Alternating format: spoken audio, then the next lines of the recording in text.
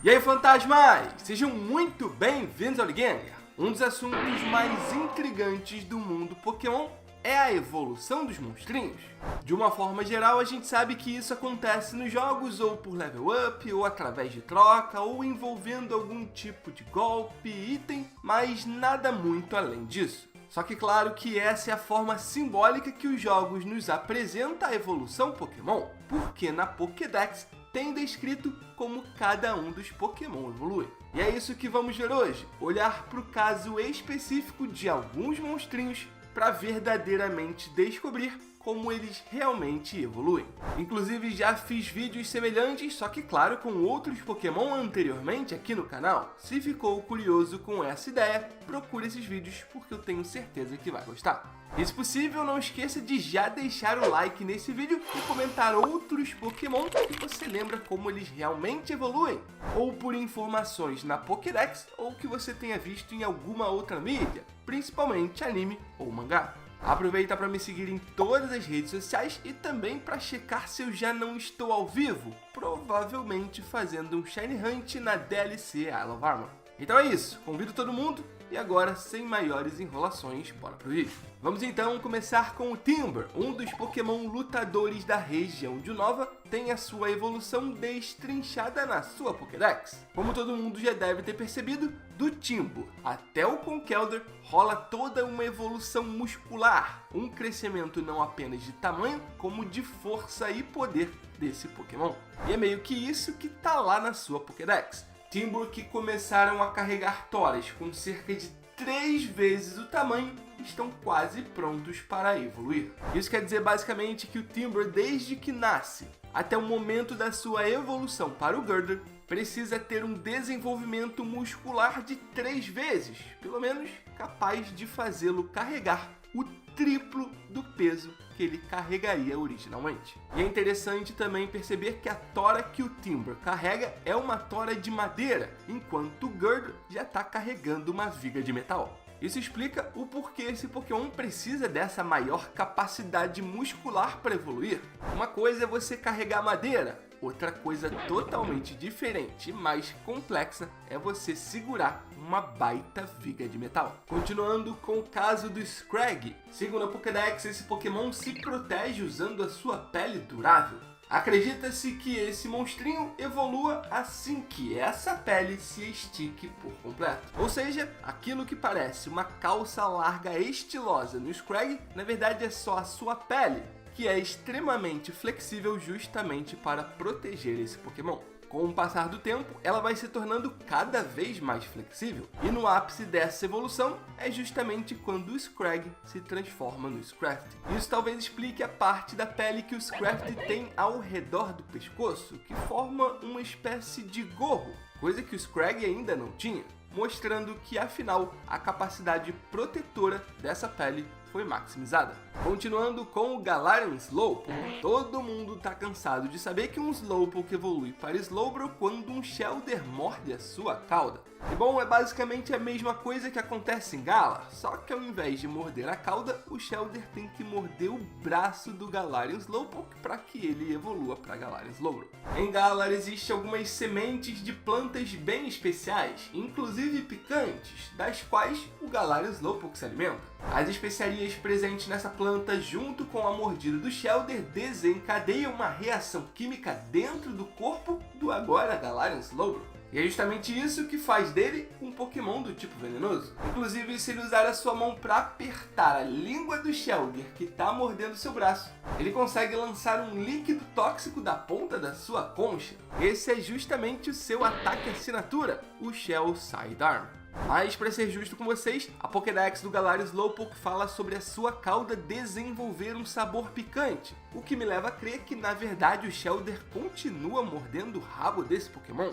Mas então, como a sua concha chega até o braço? Esse mistério, por enquanto, eu não achei uma solução. Quem sabe quando esses monstrinhos aparecerem no anime de Pokémon. Seguindo com o Cubone, que evolui para o Marowak, e analisando todas as Pokédex desse Pokémon, eu chego à conclusão que a evolução só acontece quando o Cubone finalmente consegue superar a tristeza pela perda da sua mãe. Vejam só as novas entradas na Pokédex do Marowak. Esse Pokémon superou sua tristeza para desenvolver um novo corpo robusto. Marowak enfrenta seus oponentes bravamente, usando um osso como arma. E a outra é: quando esse Pokémon evoluiu, o crânio de sua mãe se fundiu a ele. O temperamento de Marowak também se tornou cruel ao mesmo tempo.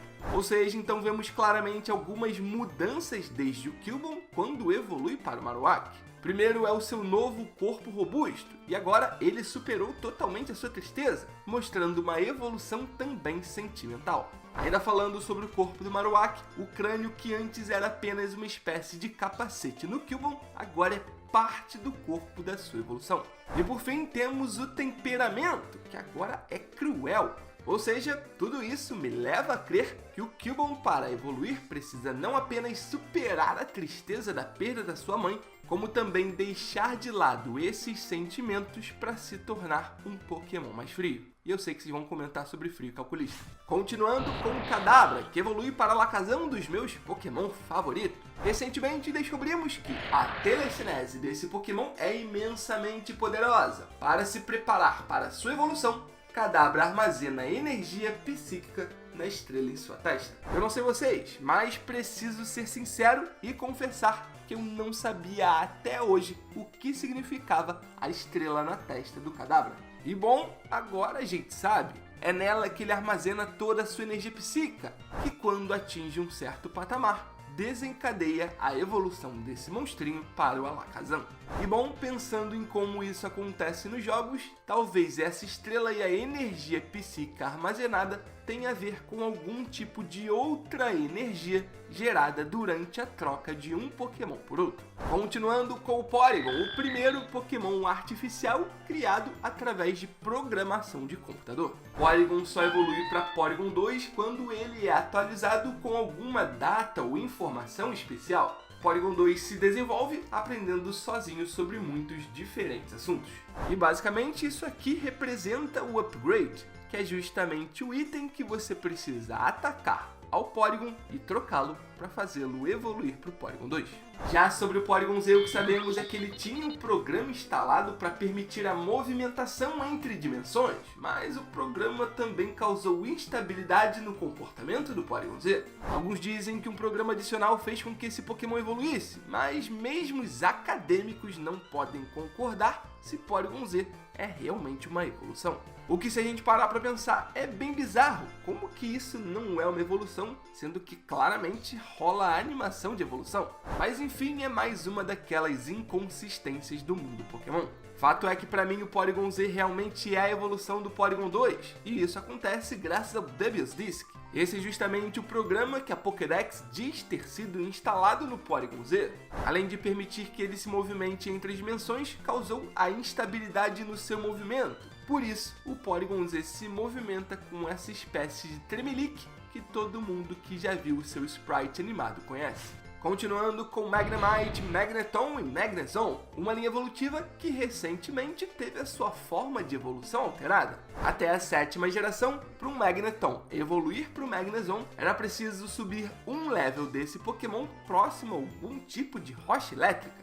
Em Galar isso mudou e agora basta que você use uma Thunderstone. Mas primeiro vamos falar sobre a evolução do Magnemite. Todo mundo sabe que basicamente é a união de 3 Magnemites que fazem ele evoluir para Magneton. Isso não é muito raro de acontecer, como já vimos anteriormente com o Meltan. Meltan é mais um Pokémon do tipo Metal que vive em comunidade, só que quando um chega no ponto da evolução, ele absorve todos os outros Meltans e se transforma no Melmetal. É meio que isso que acontece com o Magnemite, 3 se fundem e ele evolui para Magneton. Isso inclusive tá na Dex do Magneton, mas agora vamos olhar para o Magnezone. Pensa-se que um campo magnético especial alterou a estrutura molecular do corpo desse monstrinho, e foi isso que causou a evolução do Pokémon. Ok, eu vejo uma pedra eletrificada ou magnetizada transformando esse campo magnético do Pokémon capaz de evoluir. E era justamente assim que ele se transformava no Magnezone até a 7ª geração. Então, pensando dessa forma, acredito que a Thunderstone provoque o mesmo efeito no corpo dessa linha evolutiva para que ela alcance o seu estágio final. A dúvida que fica é, por que até a 7ª geração a Thunderstone não provocava isso? Ou será que os pesquisadores ainda não tinham descoberto a consequência da exposição de um Magneton a Thunderstone? Eu acho que isso não é lá muito plausível, então temos mais uma daquelas pequenas inconsistências da franquia. E para finalizar, temos um dos Pokémon favoritos da comunidade, Larvesta, que evolui para o incrível Volcarona. Tá lá na Pokédex. Acredita-se que esse Pokémon nasceu do Sol. Quando evolui, todo o seu corpo é envolto por chamas.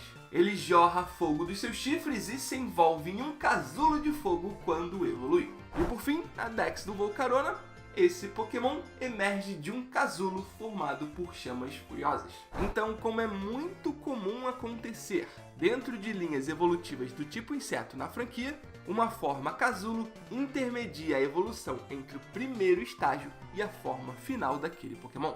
É isso que acontece. Larvesta jorra fogo, se envolve em chamas, cria um casulo de fogo e dele nasce Volcarona. A única diferença aqui é que não existe esse Pokémon casulo. Não tem um estágio do meio, é apenas o Larvesta evoluindo para o Volcarona.